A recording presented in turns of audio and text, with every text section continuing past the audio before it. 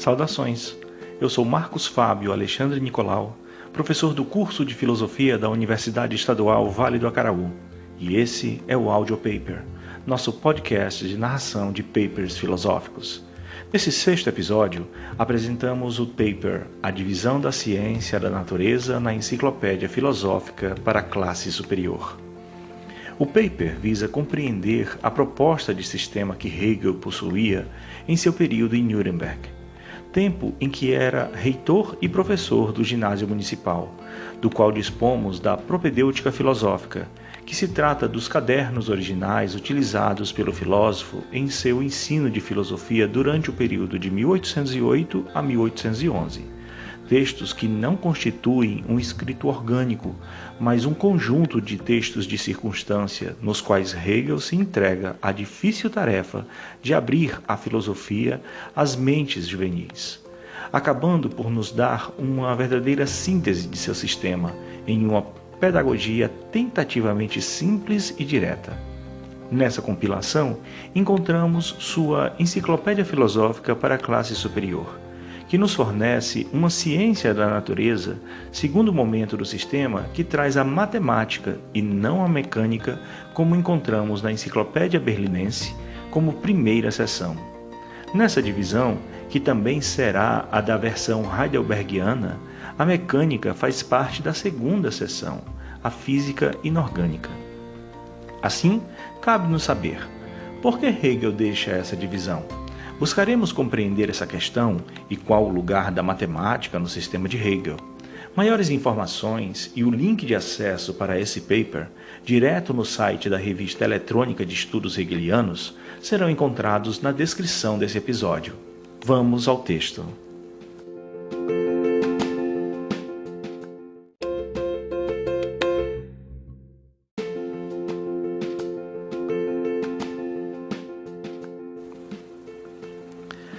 Hegel diz, no fim da ciência da lógica da enciclopédia, que a ideia, na absoluta verdade de si mesma, decide-se a deixar sair livremente de si o momento de sua particularidade, ou do primeiro determinar-se e ser outro, a ideia imediata como seu reflexo, como natureza. Nesse parágrafo se origina a passagem que há da ideia absoluta resultada da ciência da lógica para a natureza, objeto da filosofia da natureza. Hegel, remontando a tradição, toma em sua filosofia do real, a saber, os momentos da natureza e espírito, duas formas distintas de realidade, pois, como se sabe, o sistema hegeliano descrito na enciclopédia é formado por três estágios distintos, o da lógica e os das acima mencionadas filosofia da natureza e filosofia do espírito. Porém, a forma como essa exposição se deu não fora a ideal nem para o próprio Hegel, o que é fácil perceber pela complexidade das passagens de uma categoria para a outra e, consequentemente, de um estágio ao outro no sistema. O momento por nós estudado nesse congresso, a filosofia da natureza, é por muitas vezes negligenciado justamente por sua quase que intransponível compreensão, pois poucos são aqueles que se mostraram capazes, como requer Eduardo Luft, de realizar uma crítica interna à sua filosofia da natureza. Falta-nos o necessário saber em matemática e ciência natural que comprovadamente Hegel possuía, como bem nos informa Vittorio Rosley. Foi provado de modo inconteste por trabalhos orientados historicamente, que consideraram também o contexto histórico-científico da filosofia hegeliana da natureza, que Hegel, em quase todas as ciências naturais, estava à altura de seu tempo. Assim sendo, o próprio Hegel, em seu programa original, buscaria erigir para cada uma das três partes do sistema uma obra específica e aprofundada, como nos explica Bernard Bourgeois. A publicação da enciclopédia ocorreu antes do esperado, pois o caráter manual, de resumo, só pode ser positivo quando, como é o caso da lógica, primeira parte da obra, já foi publicada uma obra detalhada sobre o mesmo assunto. Hegel sublinha, lamentando, o caráter prematuro da publicação da enciclopédia no que se refere às duas outras partes, a filosofia da natureza e a filosofia do espírito, ainda não desenvolvidas em uma obra correspondente. Os leitores de Hegel que, não sendo ouvintes, não têm as explicações orais que o filósofo desenvolvia dos temas da enciclopédia, queixam-se da sucessiva brevidade da filosofia da natureza e, sobretudo, da filosofia do espírito. Notemos que a natureza está ainda na ideia e é ainda a ideia, porém, em outro momento de seu desenvolvimento dialético. A natureza é, assim, a ideia exteriorizada, objetivada, na sua alteridade, é a ideia alienada. Logo, o processo dialético realizado na filosofia da natureza ocupa no sistema hegeliano um lugar central. Convicção que levou Rosling a sentenciar que, no ponto de vista histórico-filosófico, quem descuida a filosofia hegeliana da natureza está desprezando aquilo que foi a mais própria realização filosófica de Hegel e Schelling, a saber, a transposição do idealismo subjetivo ao idealismo objetivo, a partir de uma filosofia a priori da natureza. E do ponto de vista sistemático-teórico, quem deixa de ler a filosofia da natureza de Hegel não pode nem ao menos pretender ter penetrado na estrutura da enciclopédia de Hegel, pois ela é o momento da mediação entre a lógica e o espírito, entre a ideia absoluta e o espírito absoluto. Embora Hegel tenha ocorrido aí em inúmeros equívocos, fato no qual diversos críticos embasam sua desconsideração da filosofia da natureza, ao se propor ao estudo do sistema, tendo-o como um momento morto do sistema, não se justifica isso em sua sistematicidade. Assim como na lógica, a natureza tem sua subdivisão em uma tríade: mecânica, física e orgânica.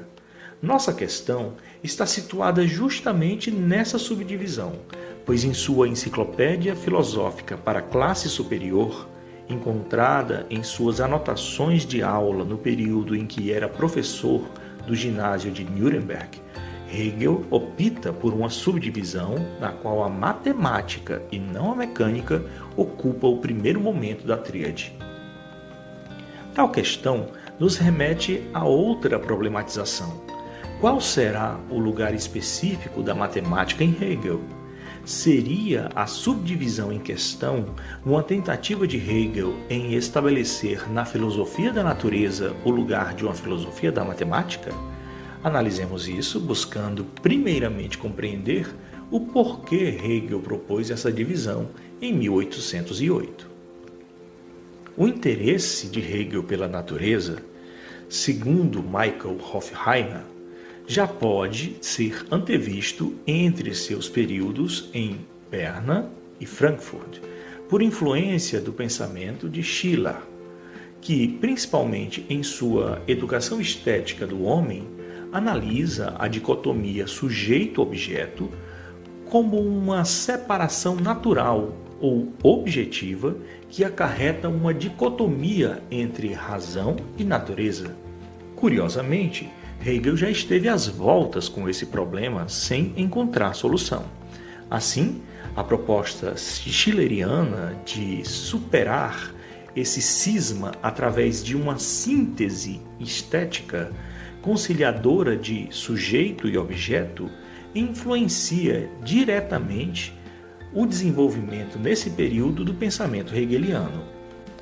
Pois, assim como Schiller, Hegel tomará a natureza a partir de uma dupla função, como parte e como modelo para uma reconciliação entre sujeito e objeto, ou seja, como uma categoria concreta de mediação.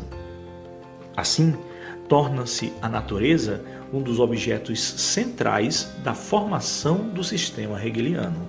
A ela dedica não somente a segunda parte da enciclopédia em suas 3 edições, mas também os mencionados escritos de Frankfurt, conhecidos como escritos teológicos, em grande parte ocupados com a questão da natureza, os 3 esboços de um projeto de sistema, fruto de uma série de conferências dadas pelo filósofo em Iena, e o escrito por nós analisado presente na propedêutica filosófica.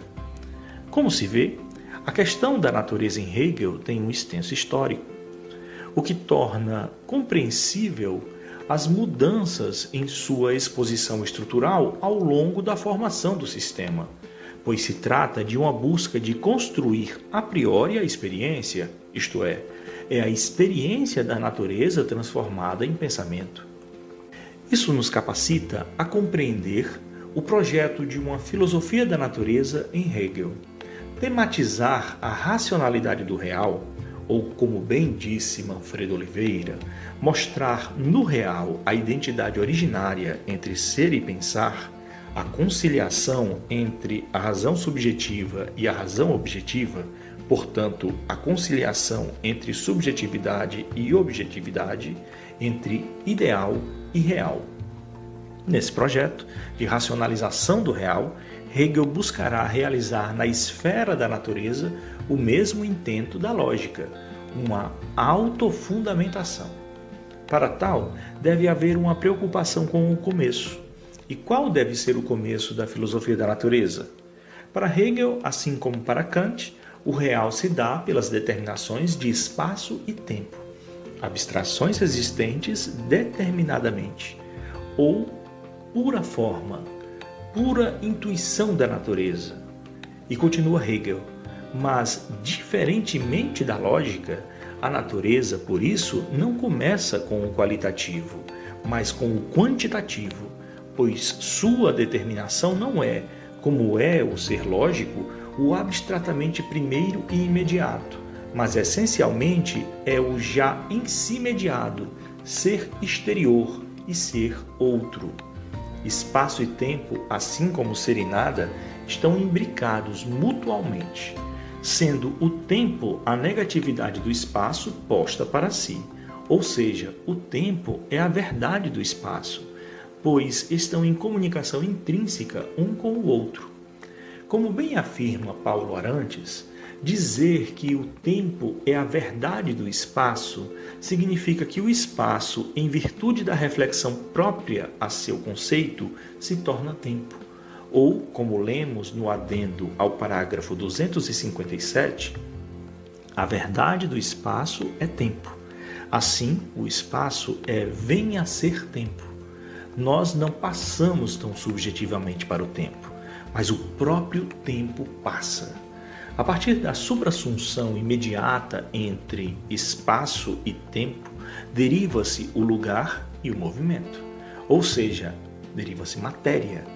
Note-se que espaço e tempo são aqui tratados como meros em si, idealidades somente afirmadas juntas ou especulativamente, proporcionando uma passagem da idealidade à realidade, da abstração ao ser concreto. Feita essa simples exposição do começo da filosofia da natureza, tomemos a exposição que Hegel nos dá na Enciclopédia Filosófica para a Classe Superior de 1808. Sucintamente, afirma que o devir da natureza nada mais é que o devir em direção ao espírito e, o que reafirma no parágrafo 249 da enciclopédia, considera-a um sistema de graus, promanados necessariamente um do outro a partir da ação da ideia absoluta subjacente à natureza. Em seu desenvolvimento dialético, a ideia da natureza, em seu movimento interno, ingressa em si a partir de sua imediaticidade, suprassume-se e torna-se espírito. Esse processo tomará primeiramente o ser determinado ideal da natureza, espaço e tempo ideais. Tal momento se chamará aqui, no texto da propedêutica, matemática. Mas por quê? Talvez porque o espaço seja objeto de uma ciência sintética, a geometria, já que o espaço pode esquematizar-se, representar-se intuitivamente em uma figura real, e pelo fato de que o tempo, ao tornar-se quantidade, passe à determinação do princípio da ciência analítica do quanto, a aritmética. Talvez porque a matemática aplicada aplica a matemática pura às relações de grandeza na natureza, que ela assume a partir da experiência. Mas o tempo não é uma categoria matemática, e o espaço tratado na filosofia da natureza é o espaço da física e não um construto matemático. Interessante é o fato desse esquema ser reproduzido ainda na versão heidelbergiana da enciclopédia. Porém, em um adendo ao parágrafo 259, ainda se lê na edição berlinense de 1830. O nome matemática poderia, de resto, ser utilizado também para a consideração filosófica do espaço e do tempo. Mas, se quisesse tratar filosoficamente as figurações do espaço e da unidade do então elas perderiam sua significação e figura própria.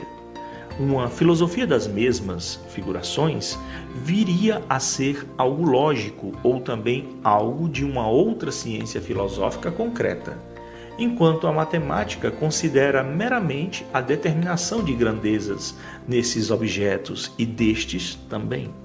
Como foi lembrado, não o tempo mesmo, mas só a unidade em suas figurações e ligações. Diversamente na teoria do movimento, o tempo também vem a ser um objeto desta ciência. Porém, a matemática aplicada não é, em geral, nenhuma ciência imanente, justamente porque ela é a aplicação da matemática pura a um material dado e as determinações desse material tiradas da experiência.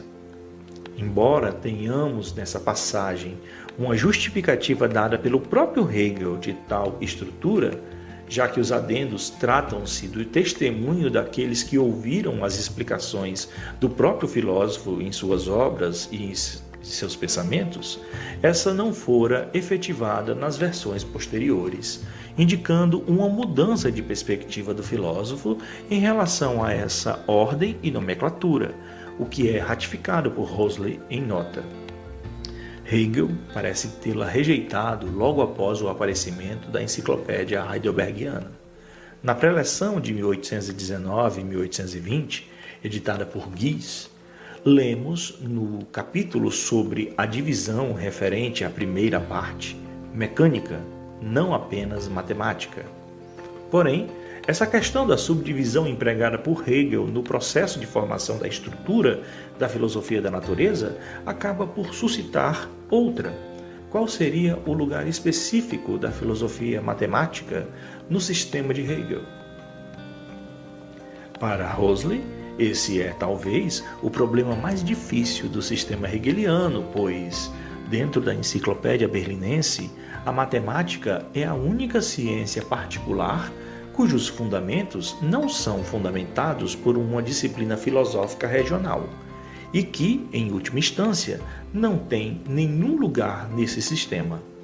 Física, química, biologia, psicologia, ciência da sociedade e do espírito, todas essas ciências têm na enciclopédia seu lugar sistemático.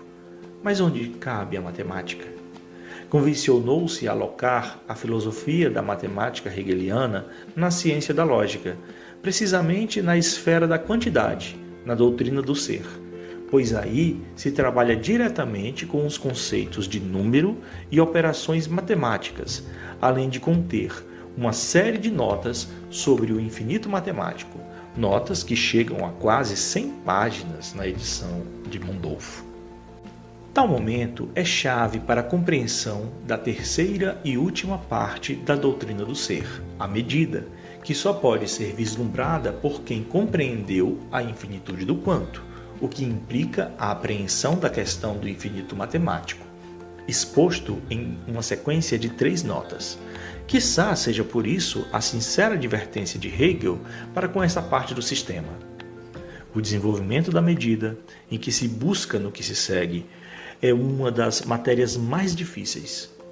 Iniciaria a partir da medida imediata e exterior e deveria proceder, por um lado, a uma determinação progressiva abstrata do quantitativo, a uma matemática da natureza.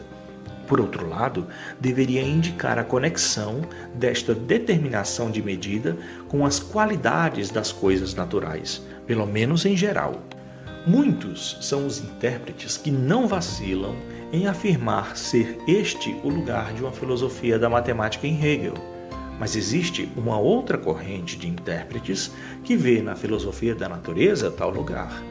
Porém, somados às críticas levantadas acima sobre uma esfera matemática na filosofia da natureza, temos uma passagem da Enciclopédia de 1830 que parece ratificar, embora com ressalvas, a primeira proposta. A ciência verdadeiramente filosófica da matemática, como teoria das grandezas, seria a ciência das medidas, mas esta já pressupõe a real particularidade das coisas, a qual só é obtida na natureza concreta. Mas ela, bem que seria, por causa da natureza exterior da grandeza, a mais difícil de todas as ciências. Mesmo assim, a questão permanece, pois ambas as posições, a das matemáticas pertencerem à lógica ou a da matemática pertencer à filosofia da natureza, são soluções pouco interessantes. Primeiramente porque a matemática em seu método não pode ser englobada em um processo dialético, como Hegel bem expôs no prefácio à Fenomenologia do Espírito, o que inviabiliza a consideração de uma fundamentação filosófica da matemática na estrutura da lógica. Além de que, como pensa Huxley, resultaria um absurdo que uma única seção da lógica fosse o fundamento de uma ciência própria particular.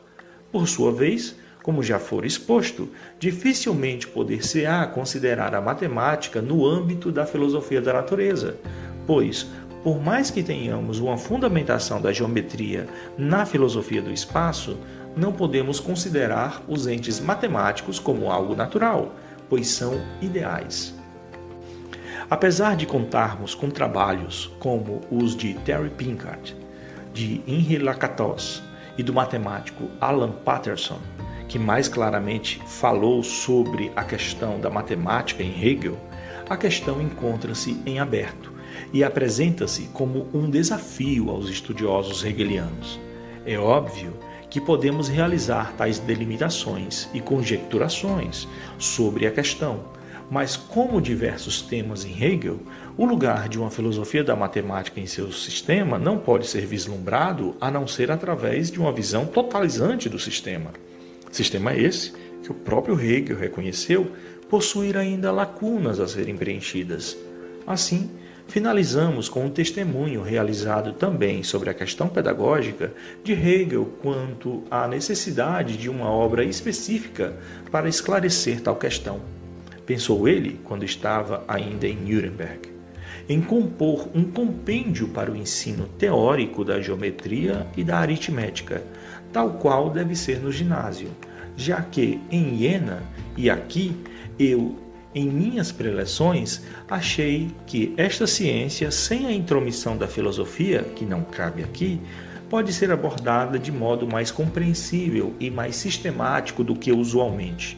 Quando não se vê de onde tudo isto vem ou para onde vai, pois não é indicado aí nenhum fio condutor teórico.